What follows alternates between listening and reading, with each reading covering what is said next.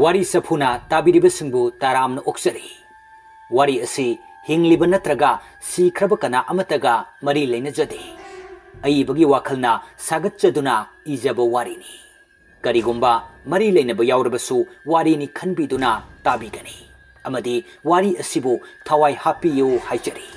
Wari asibu tabinabagidmkda aibagi maikaidagi thamlakba wafam amana.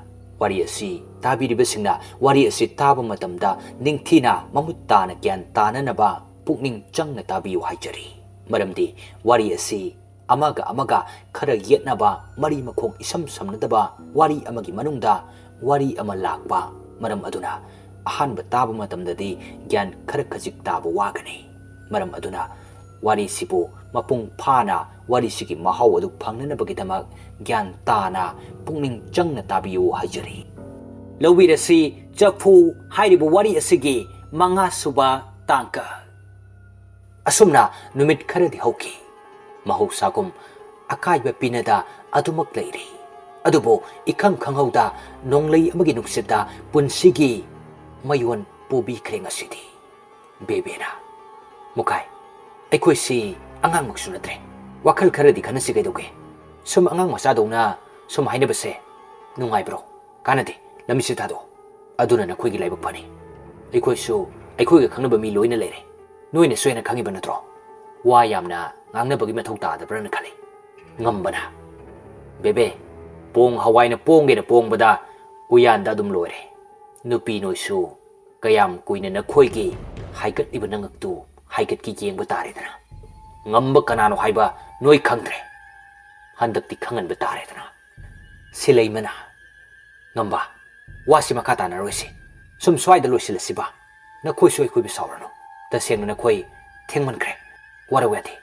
Asi hairamduna makhoi ahumsu makhoi dagi thaidukduna chatki. Jagana. Sidi Myam usidregeno. Aikhoi gi hongnabidu tawra sirabu kaidoruni. Nupa aikhoi gi thongna si. Noi aikhoi si kanano haiba khangdri. Adugini napal tawrisi. Wahai asi haiba loibaga kadumdagino khangde. Jagat ki maida kin ama paisilai. Priyona.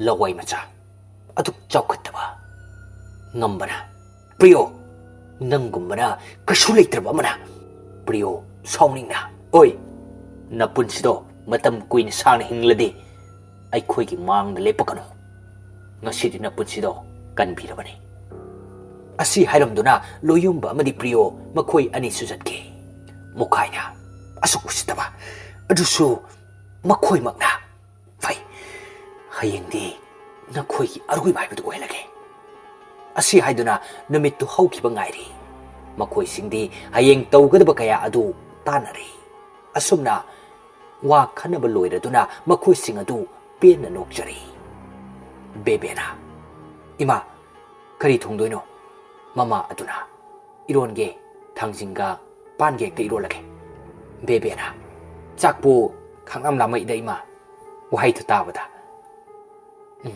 namu chak lamabo bebena phagi tawbani de ima loyumbana yai ai de dugumasi yamna di pamdabani adubo soidran khuthana rapagi mong oina oi aidi yai snana ai sune phajana haibada yamna henjura pum tawai khangte karino kharati soidana tawrani ngasai su priyo go punakibani as karinungi aduda lairik tamlubana khangtre kari su tawrida aduibu noisu asu yam leisidi hoida moina bu kari tawrunege yam henjila agana mapunsigi kawba ngamdanaba hek tawra loiredana adu akoi karim khanmidi adu khara cheksinadi leyu nakhoi gi tanja ngairamadi soine kanana khangba aikoi ga khara lapthoknari ngaida khudong chaba lawkhine hoi adu ta karim khalluranu yarse asumna wari khara sanaraga makhoi anisu phone adu thamnakre ayukki matamni bebena silaima ingarangdi mangnungai debo asi kari thoktoino khangde kari mangmangino haise bebena hainingdre yamna phataba mangni hainingbasu paude tamningbasu paude mangi pause silaimana as yarese hauji yesna hoida chaluse lao Bebena, hoi, aduna ba farani law, chalase. Makhoi ani su yaisna hoida lai. Wai taiduna lerami. Bebena, midi thabak se mai ni ne ha. Yaisna na. Noi lai ro. Kari lere, ayung ata se lai sibo. Silai mana. Ai koi si sunglak lak ta dong naga. Yaisna na. Hoi ba, adu noi ki si athu wari ma haidong male. Yaisna na. Hoi ba, adu noi ki si athu wari ma haidong male. Bebena, haning de. Sum lakpani. Yaisna na. Adudi asipatin da ising yawmani. Nura sa pusida kare hairo. Silai mana. Thauda ba madi kalli he oiba. Yaisna na. As wathi tawr lere. Bebena ising adu nura chaphu aduda khara haibire. Adu gari. Nasise. Koi hongi birthday ne. Aduna kari tawsi haino. Yaisna na. Hoine. Asi koi ki birthday ne. Kaw re tawrisi. As selga amata leite aduna tawro silai mara nandi yam paktena bebena hoine yam paktrena sel leite kaina lo nangi waido taibaloirti akoi hotel da nei rorsi lo makoi ani changduna yaisna su yauna pobi kre makoi asi chap mana banumita pokminna kibani aduna haujik phauba wari naribani asumna makoi hotel amada phamduna kari no charami silai mana bajana charaga sel yauramdraba adu hoidi padongni yesna charam badagi chap leptuna kaino sel yorktro aise bebena as sapam to gotumina dum chawba noisi wayam ngangi bo aidi hainade charingi de wayam ngangse silai mana chaw ngakta ngaire yamna chawko yesna na silai asengmu sel yorktro bo aise silai mana as phagi tawrine suma khoibu kari tawdana kaide selno tu adale akhoi gi birthday ojarasu birthday sinbadi ada silai ma adusu mamai leithok yengloi ure masu priyo loyumba mani adu makhoi leiramba aduda yaisna nokphet tawki aduga chana naba adu tapna chaba hauki asumna chaba loirakba adwaida nupa makoisu sangsilai Priyona. Happy birthday, Somapi. Priyoki. Wish kupi do taraga achapo charamba bebe do khangha hai mayam sunoi. Loyumbana. Happy birthday, Lemsna. Loyumbagi wish do taraga bebe na hare. Migi di wish thamoy da pele. Ikoi gisina kai di khangna rubunu khangte. Wish be void. Money nok me tapna. Nasi dai di nangi ding jabalo ni thumjaro. Nangi anobo chahina lakpada lehuriba ariba chahina nangi phattaba thongdok khuding puraga chatkiba oirasano aduga nungsi bandungsu yobo oirase nungsibasu helai nakse happy birthday my thamogi mapu wow naire me wish kupise aidi ikaibana bebegi wangang adu taraga hen ikai kre silaima mamai adu non thaduna tumina laikre Priyona, wish piraga thieng saiba waisu kanam hairte dorsi bebena aidi hainingte aduki haidraba wish ne na migi wish taraga aidi thamoi penthoke aduna barani yaisnana isoulang mine nungsirisi bebena adu isu yade kari wish no piridubo isoma pi aisibu Priyona yaningdrabo ayi wish dubo yaningde aidi loyumbana hoise yare lao theni college muk sathuinina college ta mo mari makha se tharase asumna makhoi singa dusu mayum da hanaki matamna chatkibana college satnan ba haiduna loisin loirami nupi makhoi ahumsu hanagi matogum punna lai asumna khara langnaga khanghaudana makhoi ahungi mangda bolero ama khamchilai konglei thuna gari adugi manungdagi nupa na ha khara pumtharatuna nupi makoi ahumbo phajin kiba kudak adumaktada phajin kiduna kudak adumaktada thoduna chatkre somda gari machada priyo amadi loyumba makoi ani sulai lambida tungda makoi ani gi tanja ngairiba gari aduna khara thaukalakuna tungdagi khangthom thomlai kudak aduda ani adu wakhal adu makre nupi amagi kapli kapli tawba khonjelda da priyo asumna kaurasu takidre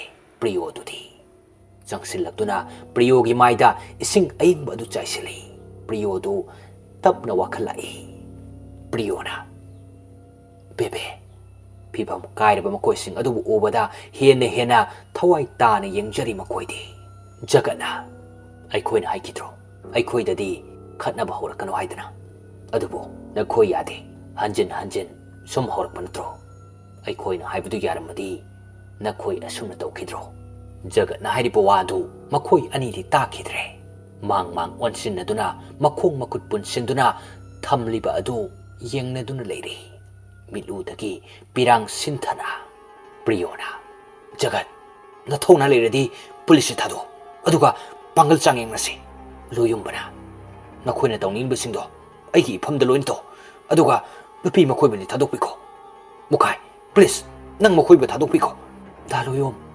loyumbana yesna mapoksida nang ai thungnadrasu mathangi mapok amadadi soidana thungnasiko loyumba nupa ujarabasu ngasidi ma kaple thamoi sokna kaplai mitludagi pirang sinthana mukhai nai loyumba nangdi wangang bangam jade haiba aikoi kangi adubo mafam sidagi nang thadokradi aikoi punsi manghan baga chap manakre san asibaga manakta leiradi prize phangi haibaduni yaisnana mukai ai thawai uriba daloyumba bo amukta thado ai nangi nakhong kolasu kolake mukaina nakhoi bu mafam asidagi kanasu hingna tamoi khangaba yesnana nakhoina ikoi bu halasu aikoi gi thawai mirel na nakoi bu kaidong de hingna tamoi adubo khanghode yesnagi tungdagi yokhok amana yesnagi kok thomlakba adu oraga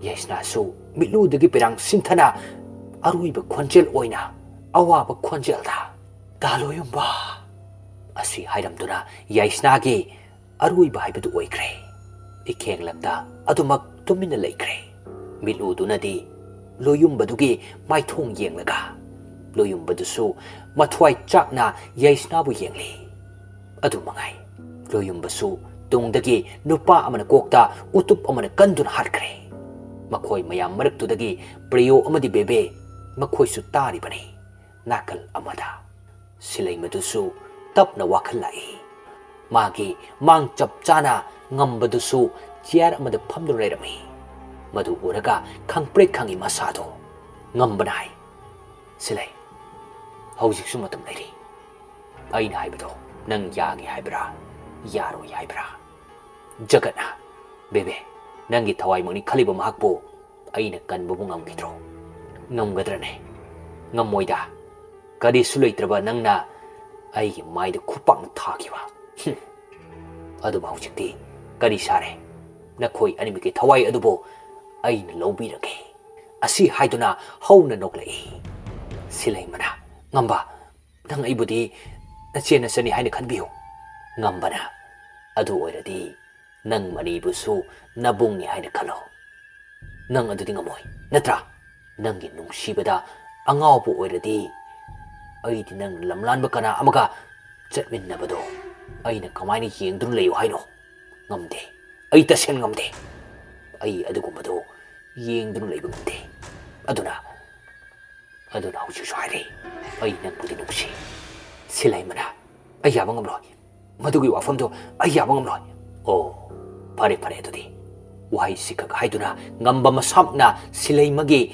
arui besor lobikre bebena nakhoina aikoi thawai lawrasu aikoi thawaina nakoi bu lemna tharoi bebegi wahai adu fawba loina tabi kidre adumak minung silaitana thawai adubu lobikre makhoigi thawai ga hakchanga kaina raba singdu lambigi nakalda thathaduna thamlami makhoigi misi adu mani su tarami adubu kapchaba natana kari su to ngamlamde polista report tawsai adubu kari su kanade asumna thawdok adugi matung tha manga leiraga numidangi matamni ngamba magi kada sak sa thoklaga phone wari tawri ngambana yari kedoge adugi bu jagana hoi budi kayong kanbidi amase asigi wani ngammana mukai nang mukai dorage adu mayo kai doge mukai na aina haiba sid thajadradi noi noi gi matam labada aina mung nungai ni yeng noi matam do noi gi su yorabada karim khalun aduidi ngammana hoi ne ngase gi pari tarage lai bungo ngasi de engonda tamna biba atei di khangde wai si haina haina ngambagi masada asaba nungsit sisilai adu fawba ngamba masada hena thoina khanjiludi magi tawfam thokpa tawri machinda hairi ngasidi engonda oina tamna ru lao tamna ru lao magi mud amadani leiriba asumna leiringai tanja asida magi kagi thong adu hangdoklakpagi makol tarai kanano haina tapna yengthokloi adubo karisu tawramde thong adudi kainone haina khali wakal khanna khanna phone adusu masa khangda khopi adu namdur kakre kanano hojika da changakpudo asi haina ka adugi akoiba adu yengai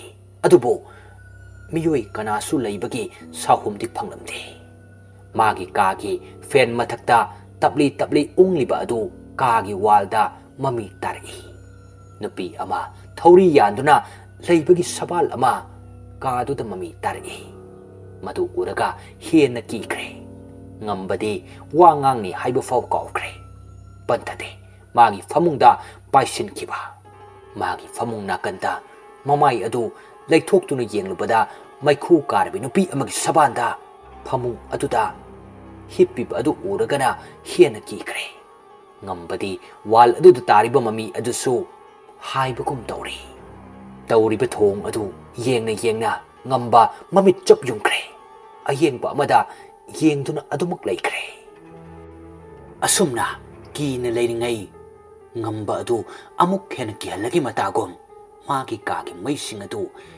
kappa horaklami ngamba adusu magi phone adu koima marakpada magi makhutna karino khangdaba chot lawba miyoibagi sabal manba amada pairoi ngamba adu makhutu satting thobadagi sat thinjalai wakhaldasu asumna khale kaino ngasigi namichibo aigi mangu oira salo mangu oira madi kaya mangaini asumna wakhal khalingai song thangnaba khonjelda siri tauna ngamba lao lahi tharo ahi nangi lahi puriye lao lahi tharo ngamba sor phau makhol thokini khanbada mapung fan holaktre kina leiringai wal aduda khujinna khotpagi khet laubagi makhol tarak basidana hen amukka hena kikre magi kagi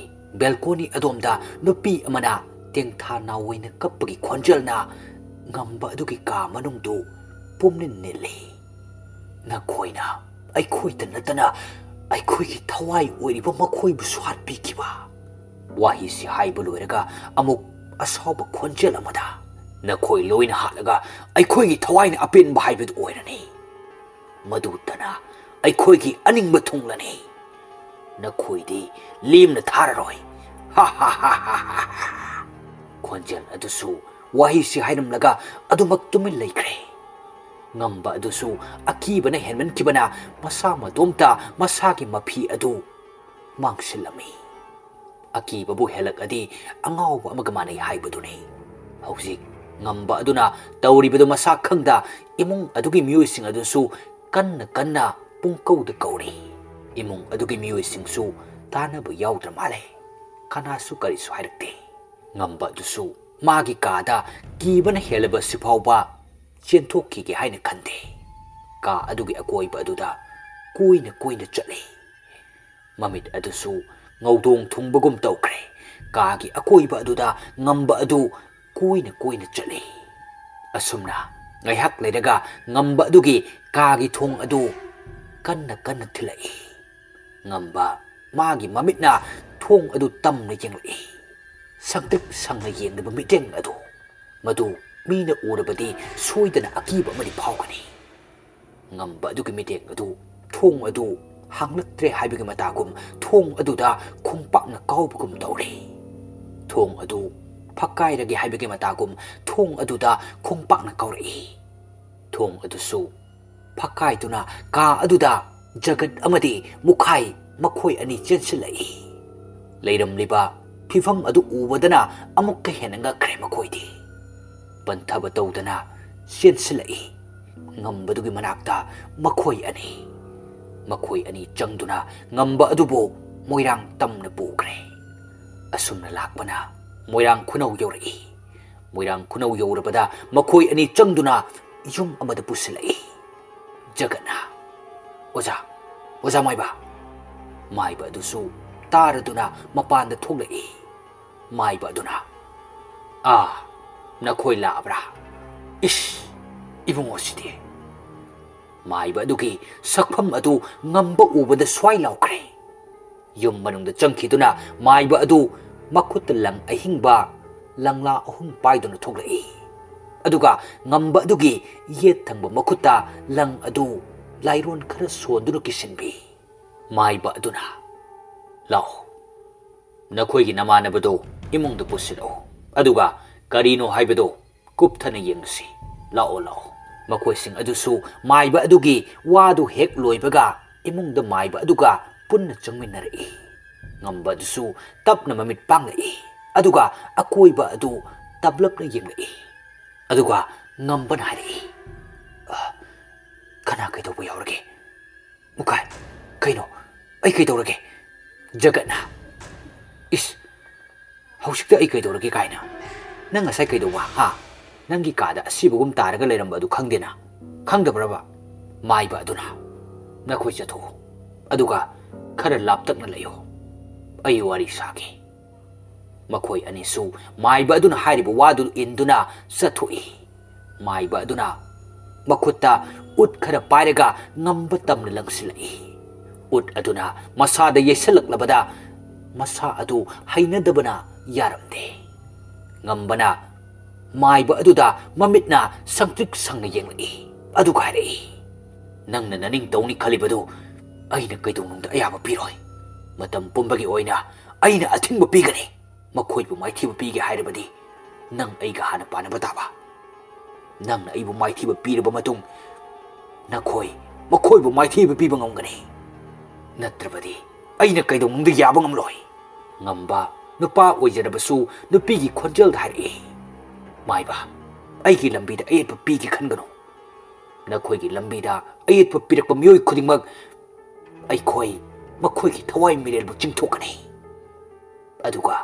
aduga aikhoi gumna lehengani maiba aduna nakhoi aisi kanano haiba khangdra male aisi mina sak khangnaraba maiba thangtheni maiba thangtheni haibasi nakhoi khangdri male aigi matik aigi ihayasi nakhoi khangdri fajana haibada tadradi nakhoi thawai mirel adu thamai chanduna leirol tarel ki manungda thamba ngamba amaibani haibasi nakhoi khangdri nakhoi thanglonda kayam kuina leiba ngamgani ai adu maksu tawningde aina fajana haige nakhoigi leitadriba thawai sing adu aina lairam lenda thabirage masidi yanarasiko aikhoigi thawaina leiriba maikai makhoi ahumbo aikhoina lemna tharoi aduga makhoi ahumgi mating pangliba miyoi kanasu hingna thamoi loina tumna hatkani aikhoina wahi asi hairamnaga ngamba magi masa manungda changduna leiramba thawai adu paithoki achacha lakchaida kari sulaitaba makhoina su khangni aina kari tawbu ngamni haibado yenganba taredana mukhai amadi jagat makhoi anisu ngambadugi manakta tapna changsilai ngasai makai akiba kaya adu phathaduna lerambani makhoi anisu haujikta kirai